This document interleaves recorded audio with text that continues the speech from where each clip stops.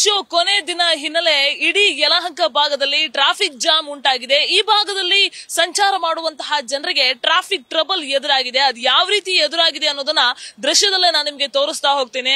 ನೀವು ದೃಶ್ಯವನ್ನ ಗಮನಿಸ್ತಾ ಇದ್ರೆ ಅಕಸ್ಮಾತ್ ಯಲಹಂಕ ಭಾಗಕ್ಕೆ ಬರಬೇಕು ಅಂತ ಅಂದ್ಕೊಂಡಿದ್ರು ಕೂಡ ಇವತ್ತು ಬರುವಂತಹ ಒಂದು ಆಲೋಚನೆಯನ್ನ ಮಾಡದೇ ಇರೋದೇ ಒಳ್ಳೇದು. ಯಾಕೆ ಅಂತ ಕೇಳಿದ್ರೆ ದೃಶ್ಯದಲ್ಲಿ ನೋಡ್ತಾ ಇದ್ರ ಇಡೀ ಯಲಹಂಕದ ಫ್ಲೈಓವರ್ ಏನಿದೆ, ಆ ಫ್ಲೈಓವರ್ ನ ಕೆಳಭಾಗದಲ್ಲಿರುವಂತಹ ರಸ್ತೆ ಕಂಪ್ಲೀಟ್ ಆಗಿ ಜಾಮ್ ಆಗಿರುವಂತಹದ್ದು. ಇದೆಲ್ಲದಕ್ಕೂ ಕಾರಣ ನಿಮ್ಗೆ ಗೊತ್ತೇ ಇದೆ. ಒಂದು ಯಲಹಂಕದಲ್ಲಿ ವಾಯುನೆಲೆಯಲ್ಲಿ ನಡೀತಾ ಇರುವಂತಹ ಒಂದು ಏರ್ ಶೋ ನ ಎಫೆಕ್ಟ್ ಈ ರೀತಿಯಾಗಿ ಟ್ರಾಫಿಕ್ ಟ್ರಬಲ್ ಕ್ರಿಯೇಟ್ ಆಗಿದೆ. ಒಂದು ನಿಮ್ಗೆ ಆ ಗಾಡಿಗಳನ್ನ ನೋಡ್ತಾ ಇದ್ರೆ ಚಿಕ್ಕದಾಗಿ ಕಾಣಿಸ್ತಾ ಇದೆ. ಅಷ್ಟರ ಮಟ್ಟಿಗೆ ಸಾವಿರಾರು ಸಂಖ್ಯೆಯಲ್ಲಿ ವಾಹನಗಳು ಸೇರಿರುವಂತದ್ದು.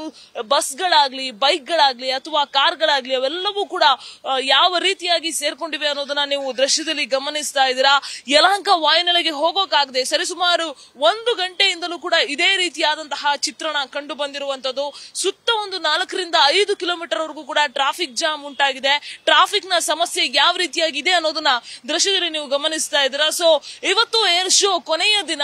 ಇವತ್ತು 2 ರೀತಿಯಾಗಿ ಏರ್ ಶೋ ಪ್ರದರ್ಶನ ಇರುತ್ತೆ. ಸಾರ್ವಜನಿಕರಿಗೆ ಮುಕ್ತ ಆಗಿರುವಂತಹ ಹಿನ್ನೆಲೆ ಬೆಳಗ್ಗೆ 9:30ಯಿಂದ ಶೋ ಆರಂಭ ಆದ್ರೆ ಸಂಜೆ 5 ಗಂಟೆವರೆಗೂ ಕೂಡ ಇರುತ್ತೆ. ಅಂದ್ರೆ 9:30ರಿಂದ 12 ಗಂಟೆವರೆಗೂ ಒಂದು ಶೋ ಇರುತ್ತೆ.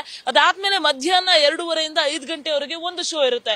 ಇವತ್ತು ಕೂಡ ಯುದ್ಧ ವಿಮಾನಗಳ ಕಸರತ್ತನ್ನು ನೋಡೋದಕ್ಕೆ ರಾಜ್ಯಾದ್ಯಂತ ಜನ ಬಂದಿರುವಂತದ್ದು. ಸೊ ಆ ಹಿನ್ನೆಲೆಯಲ್ಲಿ ಈ ರೀತಿಯಾದಂತಹ ಟ್ರಾಫಿಕ್ ಕ್ರಿಯೇಟ್ ಆಗಿರುವಂತದ್ದು.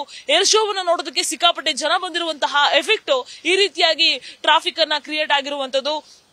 ತಮ್ಮ ಕಚೇರಿಗಳಿಗೆ ತಮ್ಮ ಕೆಲಸದ ನಿಮಿತ್ತ ಏನೋ ಇವತ್ತು ವರ್ಕಿಂಗ್ ಡೇ ಆಗಿರೋದ್ರಿಂದ ಇವತ್ತೇನು ರಜೆ ಇಲ್ಲ. ಸೊ ಕೆಲಸಕ್ಕೆ ಹೋಗ್ಬೇಕು, ಕಂಪನಿಗಳಿಗೆ ಹೋಗ್ಬೇಕು, ತಮ್ಮ ಕೆಲಸಕ್ಕೆ ಹೋಗ್ಬೇಕು ಅಂತ ಜನ ಹೊರಗಡೆ ಬಂದ್ರೆ ಈ ರೀತಿಯಾಗಿ ಟ್ರಾಫಿಕ್ ನಲ್ಲಿ ಸಿಲುಕಿಕೊಂಡಿದ್ದಾರೆ.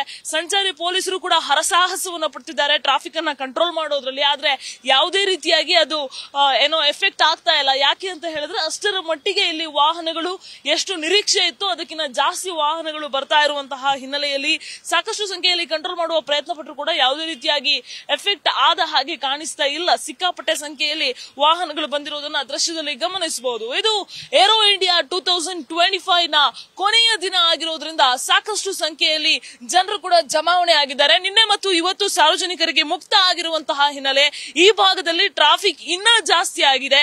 ಸಾಮಾನ್ಯವಾಗಿ ಯಲಹಂಕದಲ್ಲಿ ಟ್ರಾಫಿಕ್ ಇದ್ದೇ ಇರುತ್ತೆ. ಅದ್ರ ಜೊತೆಗೆ ಇದು ಆಡ್ ಆಗಿರೋದ್ರಿಂದ, ಏರ್ ಶೋ ಆಡ್ ಆಗಿರೋದ್ರಿಂದ ಟ್ರಾಫಿಕ್ ಇನ್ನ ಡಬಲ್ ಆಗಿ ಜನರಿಗೆ ಟ್ರಬಲ್ ಕೊಡ್ತಾ ಇದೆ. ಕ್ಯಾಮರಾಮನ್ ಸಿದ್ದಪ್ಪಾಜಿ ಜೊತೆ Pragathi Shetty, news first Bengaluru. News first ನಿರ್ಭೀತಿಯಿಂದ ನಿಮ್ಮ ಪರವಾಗಿ.